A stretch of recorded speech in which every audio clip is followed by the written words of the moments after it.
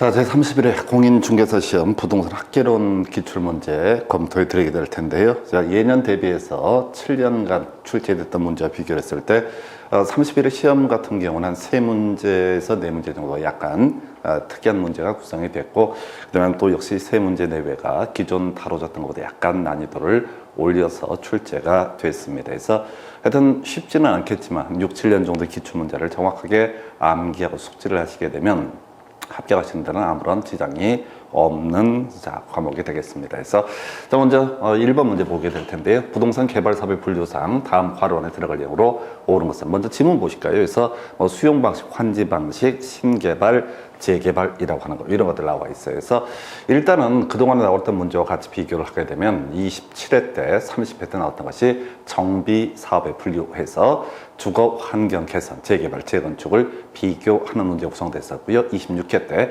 환지 방식에 따른 사업, 이게 한번 출제가 됐었죠. 그래서 우리가 뭐 예상 문제를 할 때도 계속 논의했던 것이 환지 방식 나올 거다라고 전제가 됐었고요. 이유는 수용 방식은 너무 단순해서 출제하기가 민망해요. 어찌됐든 간에 환지 방식이 하나의 쟁점이 됩니다. 내용 보니까요. 토지 소유자가 조합을 설립해서 이 농지를 택지로 개발한 후 보류지를 제외한 개발 토지 전체를 토지 소유자에게 배분하는 방식에서 일단은 첫 번째 토지를 배분하는 방식이라고 되어 있습니다. 그래서 이 토지를 배분한다라고 하는 것은 환지 방식을 의미하게 되죠. 그래서 환지 방식이 이렇게 두 개가 나와 있습니다. 그 다음에 이제 새로운 형태의 지문, 이게 이제 개발 형태에 따른 분류라고 해서 이게 결국은 이제 신개발이냐 또는 이제 재개발이냐라고 하는 것이 논의 쟁점이 될 텐데, 기존의 농지에다가 주택 등을 뭐 건설한다 이런 논리 구조가 되기 때문에 택지로 개발한다고 되어 있죠. 그래서 이건 신개발로 해석을 할 수가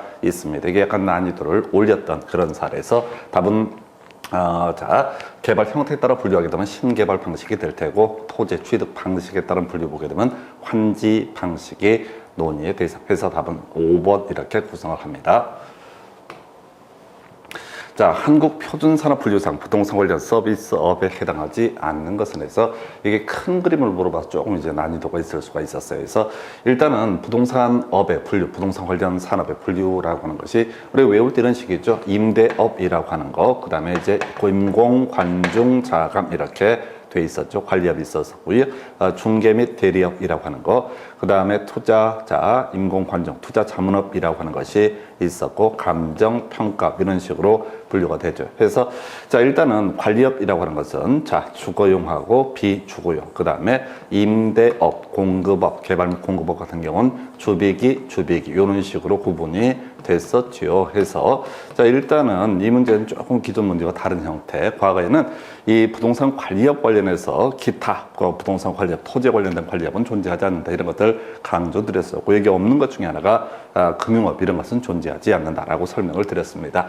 일단은 이 문제에서는요, 임대업과 공급업이라고 하는 것은 바로 부동산의 임대 및 공급업 이런 의미를 쓰게 되겠고요. 그 다음에 임대 및 공급업이라고 하는 것이 하나의 캐릭터가 될 테고, 그리고 나머지를 부동산 관련 서비스업이라고 분류를 하게 됩니다. 그래서 그동안 문제에서는 7년 동안 2번 출제가 될 때 좀 디테일한 부분을 구성했다. 이번엔 좀 큰 그림을 물어봤던 사례. 그래서 부동산 관련 서비스업에 해당하지 않는 것은 하게 되면요. 개발 및 공급업, 그 다음에 임대업. 이게 이제 문제의 틀이 되겠습니다. 그럼 이 문제 나왔으면 내년에는 또 똑같은 형태로 예상해 볼 수 있는 것이 부동산 관련 서비스업하고요. 그 다음에 임대 및 공급업 관련되는 것끼리 올바르게 묶으시오. 뭐 이런 식의 문제도 예상을 해볼 수가 있겠습니다. 좀 난이도 올렸다는 그 문제가 되겠고요. 그래서 답은 4번 이렇게 구성하고요. 그 다음 주제, 토지 특성에 관한 설명, 옳은 것을 모두 고르시오 이렇게 되어 있습니다. 그래서 일단은 우리가 4가지 이슈가 중심이 됐었죠. 사실은 3가지가 제일 주요 이슈가 됐습니다. 그래서 먼저 부동성이라는 개념이 하나가 있었죠. 그래서 부동성에서 파생되는 문제, 외부 효과라든가 임장 활동, 국지적 시장, 그 다음에 외국지니까 지역 분석 뭐 이런 것들이 주요 이슈가 됐었고, 부증성이라고 하는 거, 다른 재와 달리 공급량을 물리적으로 늘릴 수가 없다라는 성질을 가리켜서 부증성. 그래서 땅값이 비싸지겠죠. 그래서 고가, 가격 문제가 나오게 될 테고, 그 다음에 집약적 토지 이용을 발생시키는 원인이 된다. 그다음에 이제 영속성, 썩지 않는 성질이라고 하는 것이 주요 이슈가 되게 됩니다. 그래서 영속성이라고 하는 거 이렇게 갔었죠. 그래서 감가상각이라는 것이 적용되지 않는다라고 하는 것이 하나의 포인트. 감가상각이 적용되지 않는다. 부증성에서 이슈가 됐던 거. 자, 용도 전환이라고 하는 것은 부증성의 예외가 아니다. 이런 것들이 이슈가 됐고, 그 다음 조금 이제 출제 빈도가 떨어졌던 것이 개별성이라고 하는 것. 세상에 똑같은 문제는, 똑같은 토지는 존재하지 않는다. 이걸 우리가 개별성이라고 얘기를 하게 됩니다. 그래서 개별성이라고 하는 건 대체가 관계가 제약되는 성질, 이렇게 이제 정의를 하게 될 테고요. 자, 기업권 지분 개별성은 토지 시장을 불완전 경쟁 시장으로 만드는 요인이다. 그래서 우리가, 시장론에서 논의하죠. 그래서 완전 경쟁 시장이라고 하는 것은 논리 자체가 여러 가지 쟁점이 되겠지만은 그 중에 하나가 제품의 동질성 얘기하고요. 그 다음에 또 하나가 수요자 공급자가 자유롭게 진출입할 수 있어야 된다. 그래야지 이게 완전 경쟁 시장으로서의 요건을 충족을 하는 거다. 그래서 개별성, 똑같은 물건이 존재하지 않는다. 동질성이 없기 때문에 이 개별성이라고 하는 특성은 부동산 시장, 토지 시장을 불완전 경쟁 시장으로 만드는 요인에 해당이 된다. 옳은 표현.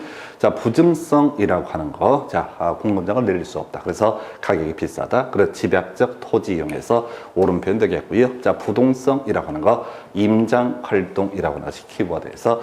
자, 그래서 부동산 활동에서 임장 활동의 필요성이 근거가 되게 된다. 이렇게 봐야겠고요. 그 다음에 영속성이라고 하는 거. 감가상각이 인정되지 않는 이유와 관련되어 있죠. 그래서 리을번이 틀렸죠. 그래서 영속성이 틀렸고 옳은 것을 고르시면 기억연대. 그래서 답은 3번으로 구성을 하게 됩니다. 그래서 이것도 전통적으로 쭉 나왔던 그런 주제가 되겠습니다. 그 다음 주제 가서 살펴보겠습니다.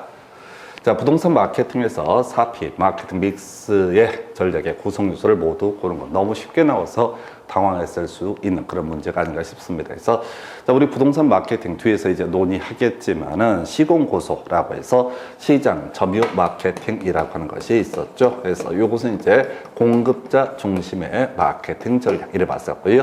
자, 고객 점유 마케팅이라고 하는 거. 자, 여기 이제 소비자 중심의 마케팅 전략 이런 식으로 이게 제일 어려운 주제가 됐었고, 시장 점유 마케팅은 STP 전략이라고 하는 것하고요, 포피 믹스라는 개념으로 구분을 하게 된다. 해서 이번 회차에서 이미 문제 구성되어 있지만 STP의 S라고 하는 거, 시장을 쪼개는 거, 분할하는 거, 세분하는 것을 가리켜서 시장 세분화 전략 이렇게 정의를 할 테고, 타겟팅 찾아가는 거, 그 다음에 목표 시장에서 이 사람이 들어갔을 때 다른 경쟁업자와의 경쟁에서 사실은 우월성을 내세운다라는 개념을 포지셔닝 이렇게 얘기를 했었고, 사실은 이 포지셔닝의 개념 자체가 포피 믹스와 관련되어 있다 해서 제일 먼저 프로덕트, 제품 전략해서 자연 친화적 실개천의 설치, 주차장의 지어 이런 것들을 우리 시험에서 예시가 됐었고요. 두 번째 이슈가 되는 것이 플레이스, 유통 경로 전략이라고 하는 거. 중개업자한테 분양을 맡길 거냐, 전문 분양업자한테 맡길 거냐, 또는 직접 분양을 할 거냐, 이게 이제 유통 경로 전략. 요즘에 한참 이슈가 됐던 것이 프라이스 가격 전략에서 신축 가격 정책이라든가 고가 정책 또는 이제 저가 정책 이런 것들이 있었고요. 마지막 프로모션이라고 해서 판매 촉진 전략에서 프로덕트, 그다음에 플레이스, 그다음에 프라이스, 그다음에 프로모션이라고 하는 거에서 기억, 니은, 리을, 비읍에서 기억, 니은, 리을, 비읍에서 지금 답은 3번으로 구성을 하고 있습니다. 그래서 하여튼 모르겠어요. 이런 문제가 너무 쉽게, 너무 기초가 되는 개념이다 보니까 막상 툭 던져놓게 되면 당황할 수 있었던 그런 문제가 다 될 수도 있겠습니다. 어쨌든 무조건 맞춰줘야 될 문제. 자, 그 다음 문제 가서 확인해 보겠습니다. 자, 금융규제, 부동산 정책 중에서 금융규제에 해당하는 것은 해서 요건 이제 정책론에 관한 문제가 되겠고요. 그래서 일단 답은, 담보 인정 비율, LTV의 강화라고 하는 거에서 이건 사실 금융론이랑 역시 연계가 되죠. 그래서 금융론 파트에서 우리가 LTV 기준 대출한도라든가 DTI 기준 대출한도 이런 것들 이미 이번에도 문제로 출제가 된 바가 있습니다. 그래서 LTV 기준을 강화시킨다. 그러면 이제 수요의 감소 요인이 되게 될 테고, 그래서 대출 좀 줄이는 그런 수단이 되는 것이 담보 인정 비율의 강화라는 개념에서 금융규제 대표적인 케이스가 되겠고요. 조세 정책이라고 하는 것이 양도소득세라는 개념이 될 수가 있겠고요. 토지거래과제, 토지정책에 관한 유형이 되죠. 개발제한구역 해제, 토지 규제와 토지 이용 규제와 관련한 규제가 되겠습니다. 그 다음에 개발권 양도제 시행이라고 하는 거 우리나라 시행 안 되고 있죠. 그래서 역시 올해도 시행되는 제도, 시행되지 않는 제도 이렇게 나오게 되는 문제 확인을 하시게 될 텐데 개발권 양도제라고 하는 것은 미국 제도가 될 테고요.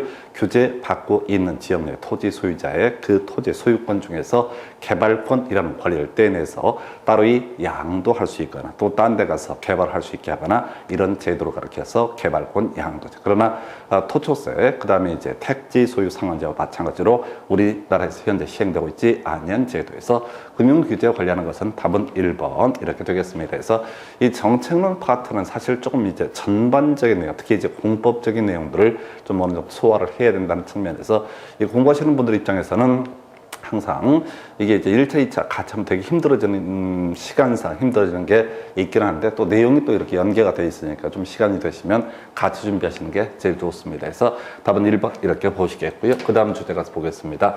자, 부동산 개발 사업의 타당성 분석과 관련해서 다음 설명에 해당하는 화론에 알맞은 용어 이렇게 되어 있습니다. 그래서 자, 우리가 이제 공부했던 것들은 시장성 분석하고요, 흡수율 분석이라고 하는 것, 또 민감도 분석 이렇게 크게 세 가지 이슈를 공부를 했었죠. 그래서 이 먼저 자 우리가 지역 분석이라고 하는 개념에서 입지계수라는 주제가 작년에 출제가 됐었고요.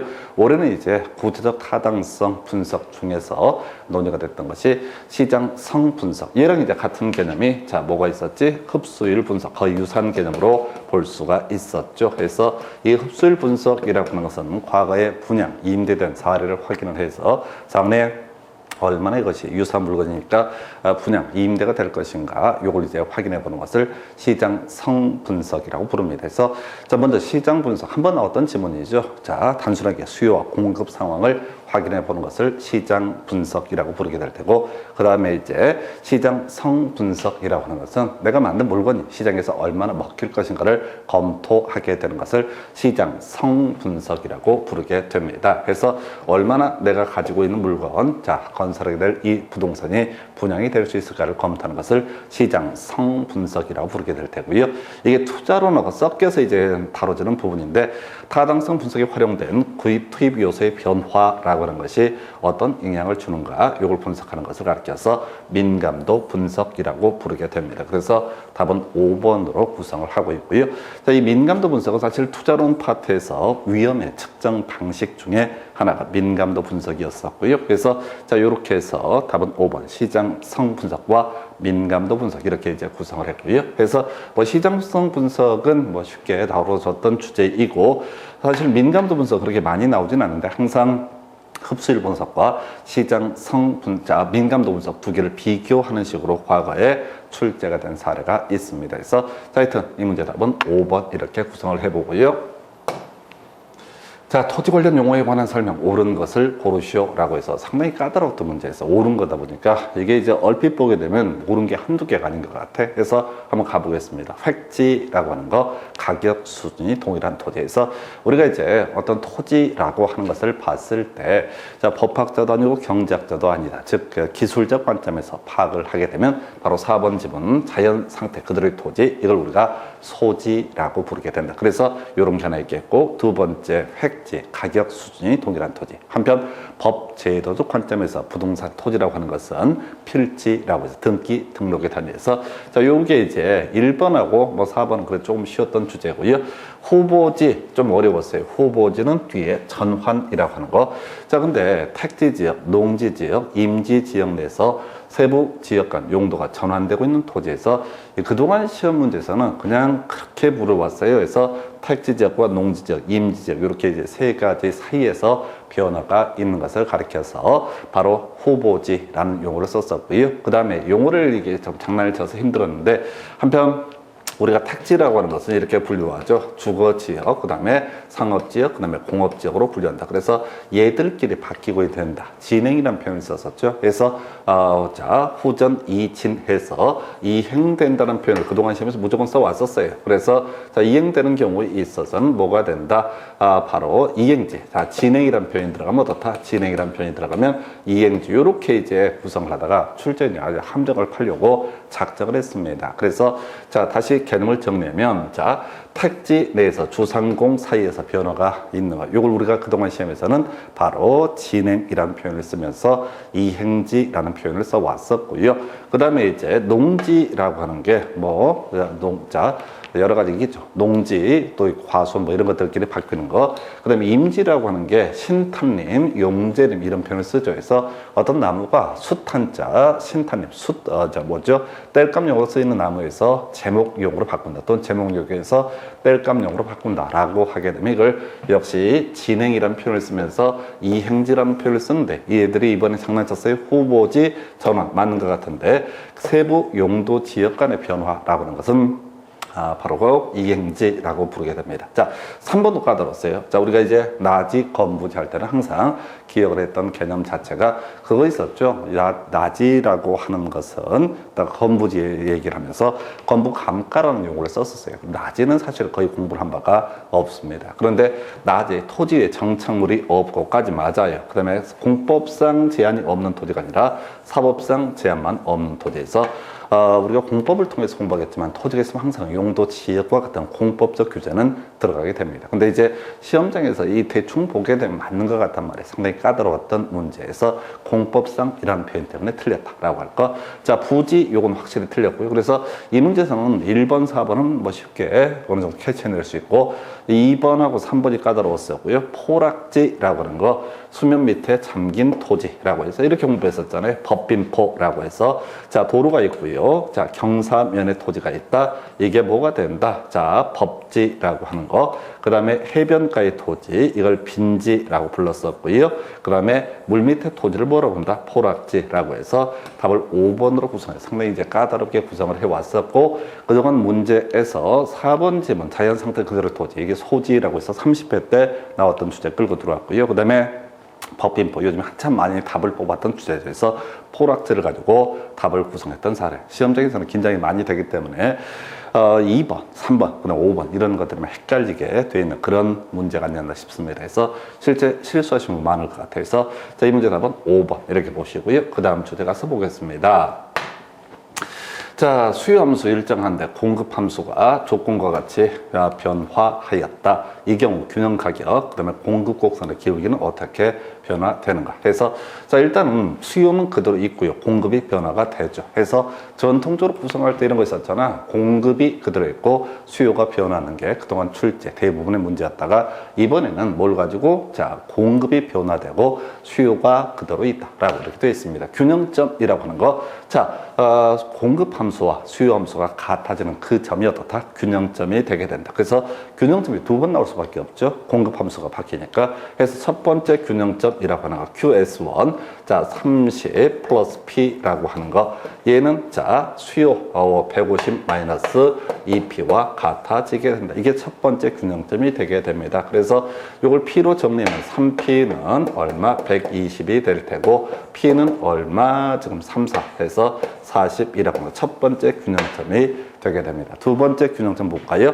자, 지금 이제 공급 함수가 30 플러스 2P로 자, 주어져 있고요. 수요 함수는 150 마이너스 P2P라고 이렇게 주어져 있습니다. 정리하게 되면 4P 라고 하는 것은 120. 두 번째 균형 가격은 얼마? 4, 30입니까? 30이라고 하는 거에서, 자, 균형 가격이 40에서 30으로 10 감소하는 모습을 보여주게 된다. 이렇게 하나 물어봤고요.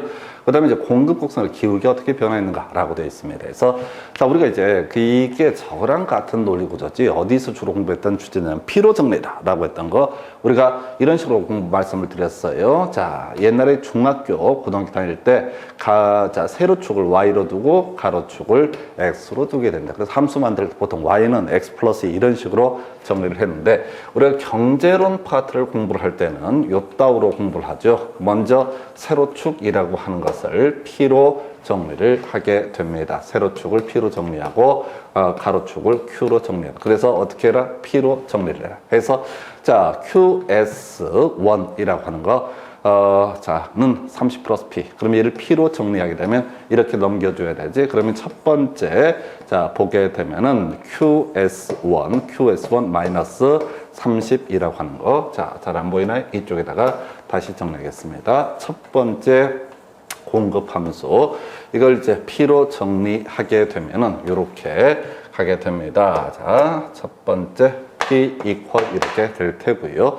자, QS1 마이너스 QS1 마이너스 30이라고 하는 거예요. 그래서 첫 번째, 자, 이 공급 함수의 기울기라고 1이 되는 거죠. QS1이니까 1이 되게 될 테고, 두 번째 요거 보게 되면 이 P는 QS2, 이 P는 QS2, 자, 지금 마이너스 30 이렇게 가는 거죠. 그래서 이걸 정리하게 되면 P 이퀄 2분의 1 QS 마이너스 15라는 값이 나오게 된다. 그래서 자, 공급 곡선 기울기 2분의 1이라는 것이 되게 됩니다. 그래서 지금 문제에서 자, 공급 곡선 기울기는 첫 번째 1에서 두 번째 2분의 1, 그래서 2분의 1이 어떻다? 감소하게 된다 해서 답은 1번 이렇게 구성합니다. 그래서 하여튼 요 얘기도 자, 균형점의 결정과 변동이라는 주제와 관련해서 자주 다뤄졌던 주제, 약간씩 문제들을 바꾸고 있고, 오히려 30회 문제가 좀 어려웠었고, 얘는 이제 비교적 간단했던 주제가 아닌가 싶습니다. 그래서 답은 1번 이렇게 보시고요. 그 다음 주제. 다음 중 유량 경제 변수를 모두 다 깬 거. 우리 예상 문제 할 때 약간 봤던 그런 주제인데요.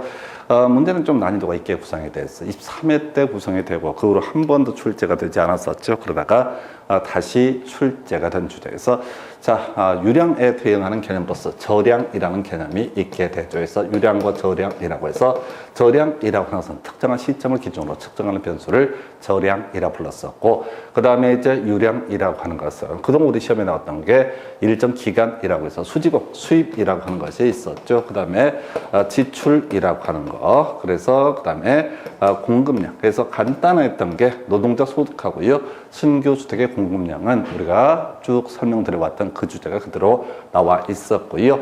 그 다음에 이제 검토를 해봐야 되죠. 가계 자산이라는 것은 당연히 우리 집 재산이, 자산이 3억이다 라고 하게 되면 이건 특정한 시점이죠. 1년 동안 3억이다 이렇게 얘기하는 게 아니라 지금 자 10월 31일 현재 얼마다 이런 식의 얘기들. 자, 가계 소비라고 하는 건 좀 애매하고, 자본 총량이라고 하는 것은 우리가 뒤에서 투자론 공부할 때 얘기하는 거죠. 바로 자산 플러스 부채를 플러스 자본 총량이라고 얘기를 하죠. 그래서 이것도 시점에 따라 계속 바뀌는 거죠. 그래서 특정한 시점을 기준으로 판단을 하게 된다라고 할 것. 그럼 이제 통화량이라고 하는 개념과 가계 소비라고 하는 것이 나오게 될 텐데, 자, 돈 많이 풀린다, 적게 풀린다 이런 얘기를 하지 않습니까? 그래서 그건 딱 오늘 하루를 기준으로 판단하는 개념이 아니죠. 그래서 1년 동안 돈이 많이 돌았다, 그래서 통화량이 늘어났다. 자, 유량 개념으로 볼 수 있겠고요. 가계 소비는 저량 개념으로 해석을 하게 됩니다. 그래서 답은요 3번으로 보십니다. 약간 이제 통화량하고 가계 소비에서 헷갈릴 수 있었던 그런 주제, 오랜만에 다시 나온 문제가 되겠습니다. 그래서 하여튼 수입이라고 해서 이렇게 갔었잖아요. 가계 수입, 회사에서는 순영업소득, 노동자한테는 임금이라고 하는 거, 그 다음에 건물주한테는 임대료 수입이라든가 뭐 이런 식의 내용들, 자, 이런 것이 수입에 해당되고, 연간 이자 지출 비용 이런 것들이 나왔었고요. 그 다음에 자, 공급량, 신규 주택의 공급량은 유량 개념이 되고, 기존 주택, 재고주택의 양은 바로 저량 개념이 된다. 이런 식으로 해서 답은 3번 이렇게 구성합니다. 그 다음 주제. 자, 오피스텔 분양 수요 함수가 자, 600-2분의 3P로 주어져 있다. 이렇게 되어 있습니다. 자, 이때 지금 이제 오피스텔의 분양가를 얼마로 책정을 해야지 분양 수입이 극대화될 겁니다. 이게 새롭게 나온 문제 유형이 되게 됩니다. 그래서 이런 유형의 문제는 사실은 조금 시간이 걸리더라도 대입해보면 제일 쉽습니다. 그래서 이렇게 가야 되죠. 자, 수요 함수가 주어져 있다라고 했을 때 분양가를 그냥 무작정 높인다고 해서 분양 수입이 무조건 극대화가 되는 건 아닐 것이다. 그 다음에 분양가를 무조건 낮춘다고 해서 수입이 극대화가 되는 것은 아닐 것이다. 적절한 시점이 어디 있을까 해서 예를 들어 3번 질문을 가지고 만약에 제곱미터당 200만 원이다 라고 한번 전제를 해 보겠습니다. 자, 200만 원이다. 가격이 200이다. 그러면 이게 자, 얼마가 되는 거야? 자, 지금 200만 원이 되게 되면 2분의 3P가 되죠. 2분의 3 곱하기 200 하게 되면은 600 마이너스 자, 2분의 3 P라고 해서 자 정리하게 되면 300이 되죠. 그래서 지금 만약에 얘가 가격이 200만 원일 때, 자, 이 수요함수에 집어넣게 되면 300이라는 값이 되게 될 테고, 그래서, 자, 수요량이 300이 되고, 수요량이 300이 됐을 때, 이 200을 곱하게 되면은, 자, 얼마야? 6만인가요? 그래서, 자, 전체 매출액은 6만 원이라는 금액이 나온다. 그럼 이제 예를 들어서 얘하고 다음에 얘를 한번 비교를 해서 보면 좋겠습니다. 그래서 요거는 이제 그냥 경우수를 따지는 문제로 볼 수밖에 없어요. 실제 문제를 풀어가실 때는. 자, 그래서 만약에 180만 원이다 라고 한번 전제를 해보겠습니다. 자, QD는 600-2분의 3P에서 자, 이걸 이제 2분의 3P 여기 200이 아니라 이 자리에 만약에 180이 들어간다 라고 한번 해보겠습니다. 자, 180이 들어가게 되면 결과적으로 자, 자, 얼마야? 298이 되나요? 그래서 298이 되고 3927 해서 자, 여기서 전체 수요함수는 270이 되게 될 테고 아까 가격이 얼마? 180이라고 주어져 있습니다. 자, 그래서 대략 이걸 이제 270 곱하기 자, 한번 해볼까요? 270 곱하기 180 하게 되면 87에 56 해서 55, 8이 16 해서 21이 되겠죠? 그래서 그 다음에 17은 7, 122 해서 요렇게 계산하게 되면 486이라는 값이 나오게 됩니다. 그래서 아까 6만 대비해서 얘는 자 180만일 때는 48,600이라는 값이 나오게 돼요. 그 다음에 이제 220일 때 경우수를 보겠습니다. 해서 자 이게 이제 220 가격이 220이 되게 되면은 이렇게 이제 넣어봐야 돼요. 경우수를 좀 따져보는 거야. 그래서 110 곱하기 3이 되겠죠. 그래서 600 빼기 그러면 이제 이게 270이 되게 될 테고 자 지금 270이 되게 된다. 그래서 이때 가격이 얼마? 220을 계산해 봅니다. 그래서 270 곱하기 220 하게 되면 2, 7에 14, 10, 2는 4, 5, 2, 7에 14, 그 다음에 2는 4, 5 이런 식으로 가져해서 자 59400 해서 자 지금 이제 200만 원을 이걸 답으로 구성했는데 이건 이제 새로운 문제 유형이고 사실 여기에 경우수 따질 수밖에 없는 그런 문제 패턴이 될 텐데요.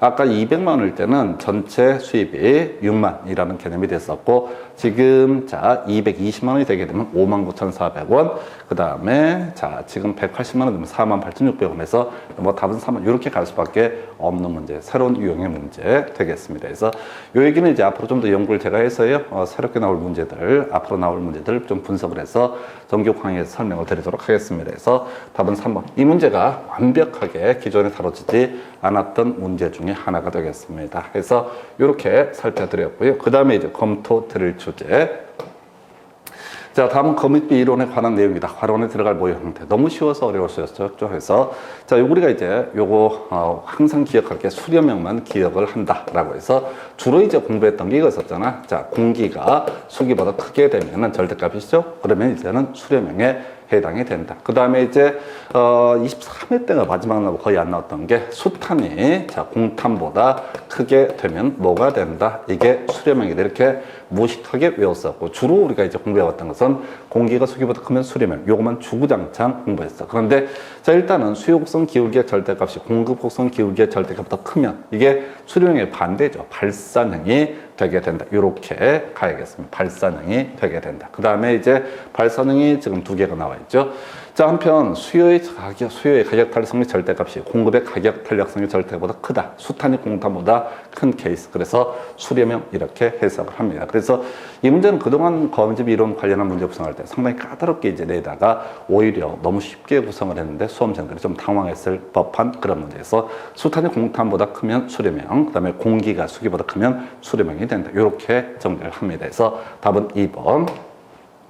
자, 부동산 경기 순환과 경기 변동 등에 관한 설명 틀린 것은 해서 이게 지금 한 3년 동안 2번 나왔던 주제였죠. 그래서 일반 경기 변동 대비해서 자, 부동산 경기 변동이라는 것은 주기 길고 진폭 크며 불규칙적이다. 이것만 이제 주구장창 구성을 하고 있어.